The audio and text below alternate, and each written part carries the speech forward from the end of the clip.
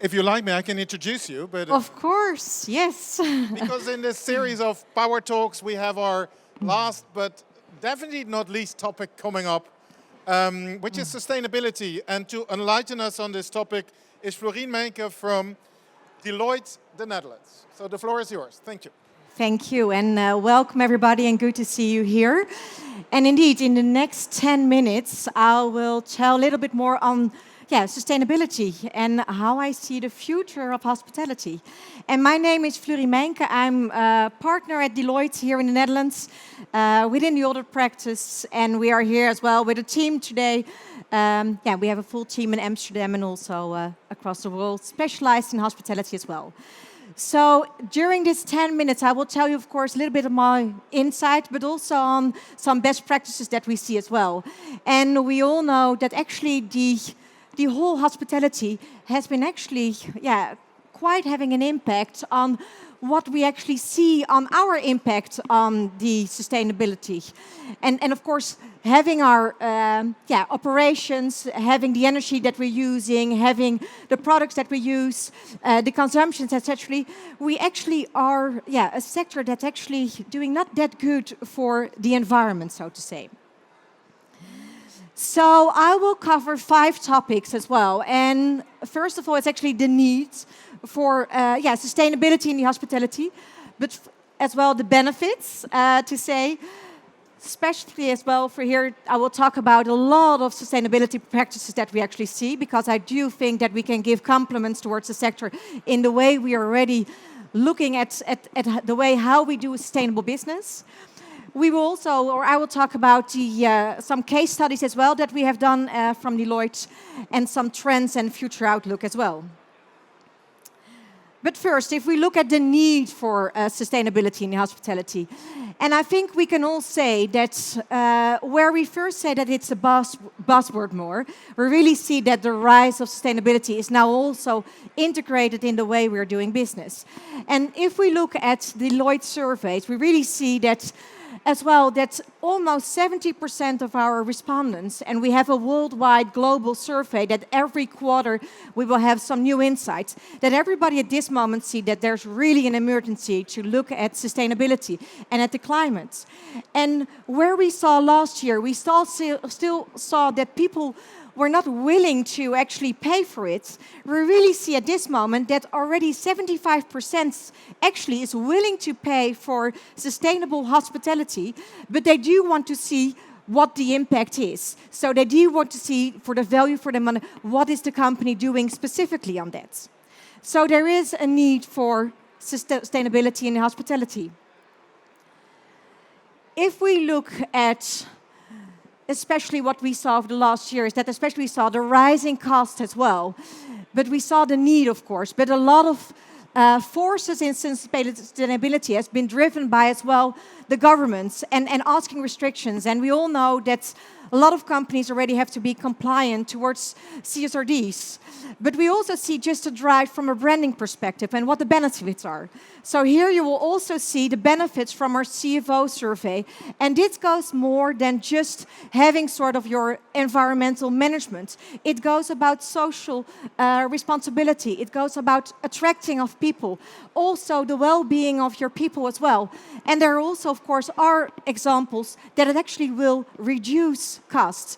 And this is the way how I see already that the sector is differentiating. You really see that guests are choosing hotels, but also travel organizations, because they are sustainable, or at least they're promoting themselves as a sustainable company. Going more into what are practices.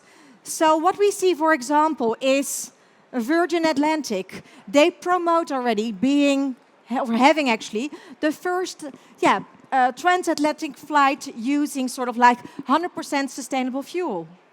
Also, if we see already a little bit closer, Hotel Jakarta is amongst the first hotels in the Netherlands that is energy neutral.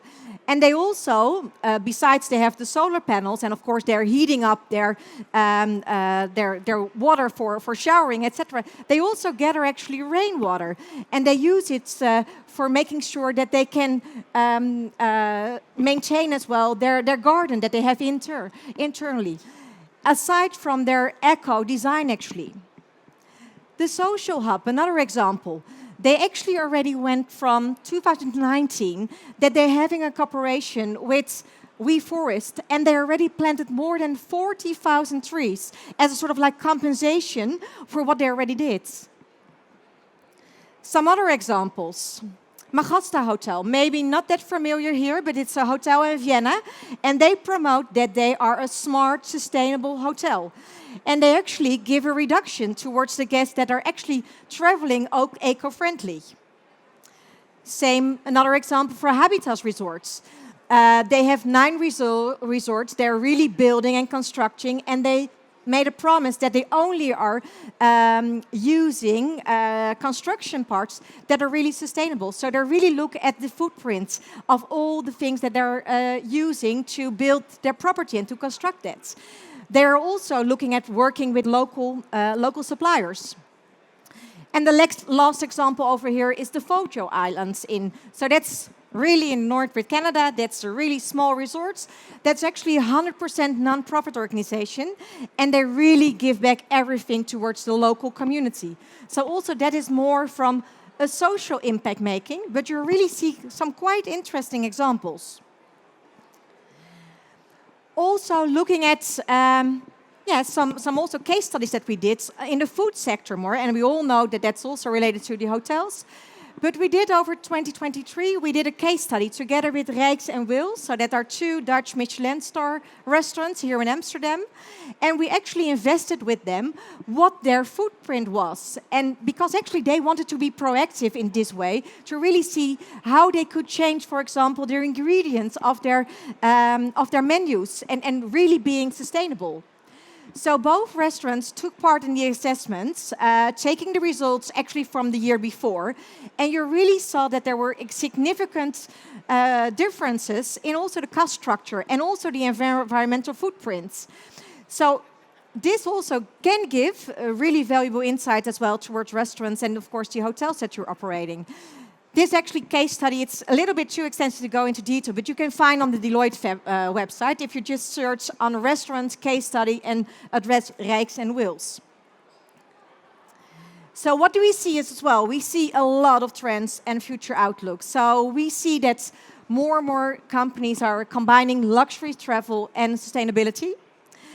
We see that digital and technology is really taking an integrated part of how companies would like to be sustainable. And you also see companies aligning on that. A lot of collaboration across the brands we see at this moment, also looking at partnerships on how to be sustainable and taking the knowledge of different brands, different companies, different ways of how to do your business, all in a sustainable way. And we also see, and I think that's a lot of people already know, is really in the construction, we really see that there is some room for development, but we also see already some great examples on how companies are looking at sustainable buildings. And of course, we understand that it's more easy for new buildings than for existing buildings, but even in situations when there is an existing building, there is a lot of possible at this moment to create more sustainability. So as well, some examples here. So if you, for example, look at how KLM, for example, is working with different projects in Colombia and Uganda, and they really say that they're investing in it, and they're publishing that on their websites. The integration of AI, so also there we see, for example, the DoubleTree here in Amsterdam. They are making photos of their menu, and they specifically already see what waste is coming and how they can reuse that.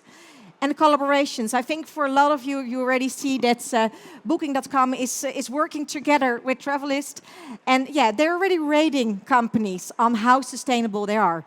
So that's also very important for the organizations to recognize that the importance being rebranded as a sustainable company. Also, a little bit close by, the Conscious Hotel, 100% electric, own wind bill. They're using primarily recycled materials. So the grants, they work together with the stadsimker, so to say, and Restaurant de Kast, from plant to plate, cultivating their own greenhouse. So I think a lot of examples are from existing collaborations, existing ways of how companies are differentiating themselves. So if we really look at, sustainability is the future. And I started actually my conclusion, or my first presentation is sustainability the future? But I really think it's the key for a successful business. If you really look at the increasing number of travelers prioritizing their brands, really seeing the difference of how you can differentiate as a brands, and we really see the travelers and guests that they really would like to go and towards entities that are more sustainable than others. So just to conclude, sustainability is key for a successful business. Thank you.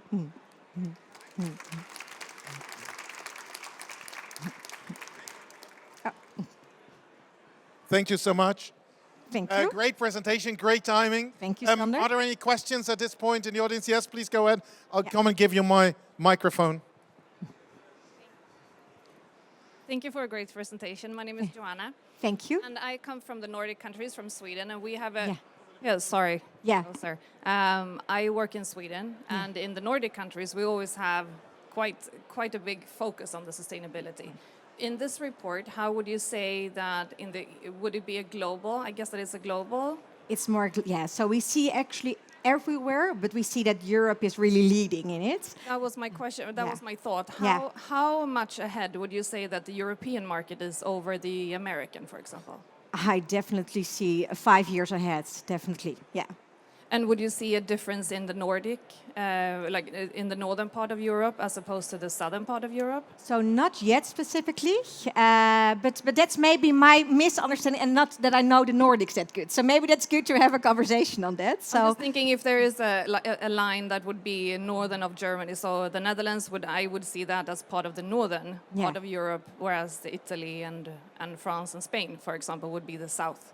So would you say that in this area, we are more concerned over sustainability as opposed to Italy, for example? Now, for example, it is interesting, for example, that in Spain, actually the regulatory framework is actually pushing sustainability, whereas in the Netherlands, we only request that from large entities. So I do think that there is also a big change on how the regulatory environment is pushing sustainability at this moment, and that really still differs from country to country. And I think there's also the key to accelerate the growth potential, and that also is driven actually by the governments at this moment.